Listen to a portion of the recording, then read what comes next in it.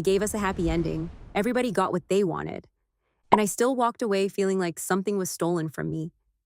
Welcome back to Scenenanigans, where we feel it first, then ask why later. Today we're covering the identity switch that should have been the strongest moment of the entire drama. The one character whose ending genuinely bothers me, and if you stay to the end, 5 reasons this drama still absolutely deserves your time. Let's start with the thing we were all waiting for, the Seori and Kang Shim switch. Because this reveal had every ingredient to be the most satisfying moment of the entire drama, and honestly, I think it landed as one of the weakest. We finally learned that Shin Seori was the original Seori all along. After an accident when she was younger, she and Kang Shim switched places. The real Seori ends up back in Joseon. Kang Shim grows up in modern Korea. And suddenly, so many things click into place. Why Seori's acting career fell apart. Why she kept getting taken advantage of. Why she always felt like she was playing a role in someone else's life. The dots connect. I'll give them that. But here's my issue. The drama tells us what happened. It never properly explains why. But why, though? Seriously, why would they do that? They keep framing this like a punishment, but Seori's parents tried to drown her for money. That wasn't her fault. Kang Shim's parents were selling her into a terrible situation. That wasn't her fault either. So who handed out this punishment? Why these 2 women specifically? What were they supposed to learn from having their entire lives stolen? The drama stops one step short of giving us the full answer. And that step, that's the difference between a reveal that wrecks us and a reveal that just explains things. Now the actress friend situation, you know exactly who I mean. Supportive on the surface, sabotaging behind the scenes. The jealousy reveal lands. I won't pretend it doesn't. But jealousy as a motive only works if the target makes sense. Ji Hyo was right there, also successful, also on the same set. If pure envy was driving this, why zero in on Seori? The writers show us the betrayal. They just never excavate the psychology underneath it. So the moment hits, but it doesn't stay with you the way it could have. Did either of these reveals land for you the way you were expecting? Tell me in the comments. I genuinely want to know if I'm alone on this. Okay. This is the part I keep coming back to, and I want to be very clear before I say this. I am not here to defend Mundo. That man earned every second of his prison sentence.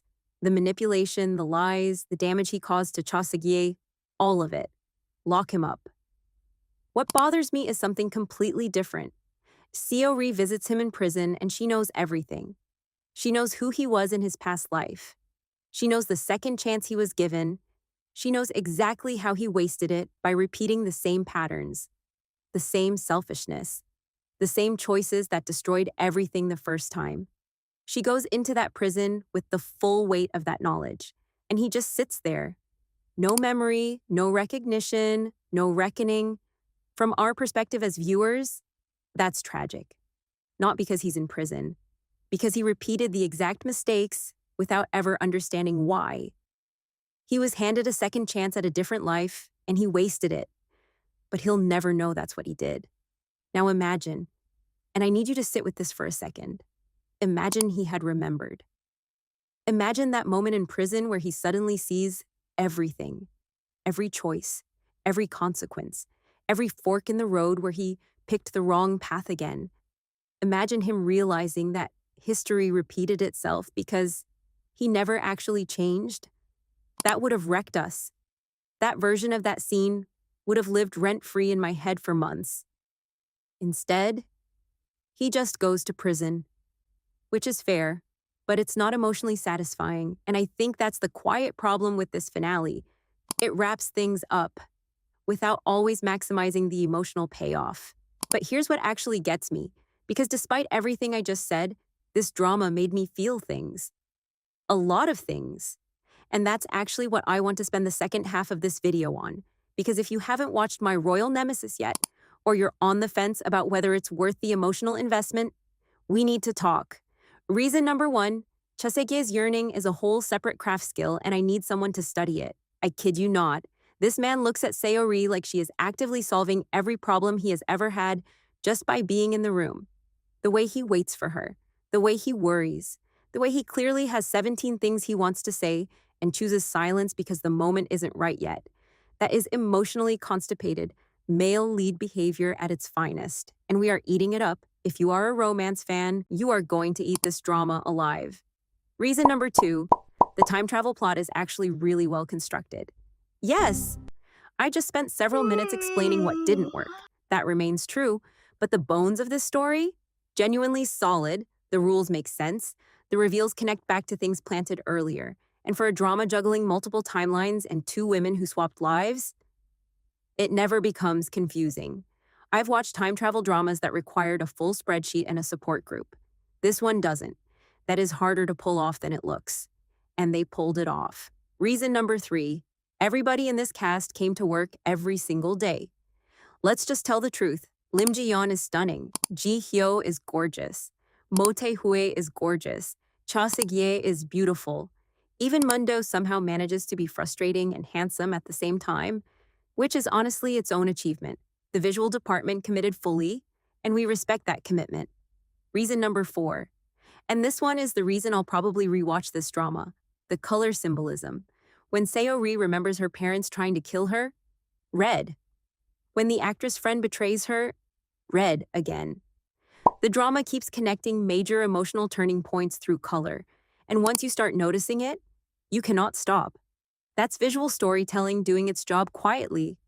Not every story beat needs a line of dialogue explaining it. Sometimes the color does the work, and My Royal Nemesis trusts that. And reason number 5, the side characters are genuinely fun, especially Ji Hyo and Gwang Nam. Listen, I know the drama never officially gave us a romance there.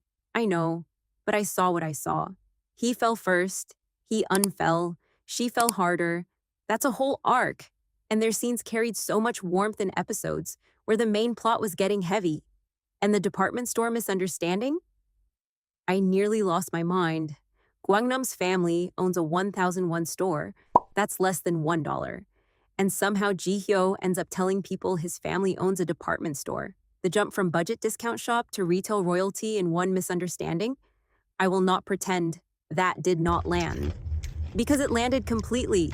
The side characters are the reason this drama stays entertaining, even when the main plot gets messy. So where do we land? My Royal Nemesis starts incredibly strong. The middle episodes are some of the best K-drama storytelling we've gotten in a while. The finale? I think the writers left some real emotional opportunities on the table. The punishment backstory feels incomplete. The jealous friend feels underdeveloped. Mundo's ending feels unfinished in a way that actually keeps bothering me. And because of that, I can't give the finale full marks. For us, this drama is an 8 out of 10, which is still a very good score, because at the end of the day, stories don't need to be perfect. They need to make us feel something. And this one absolutely did that. Before we wrap up, I need your thoughts in the comments. Did the finale work for you, or were you also left asking questions the drama never answered? And Mundo's ending, did it satisfy you? Or did you also feel like something was missing from that prison scene? Also, we're seriously considering a boyfriend on demand scene breakdown next, so tell us which scene we should sit with first, because we are reading every single comment. And if you're here, processing fictional characters with us at an hour that is probably irresponsible, you're in the right place. Feel it first, then figure out why.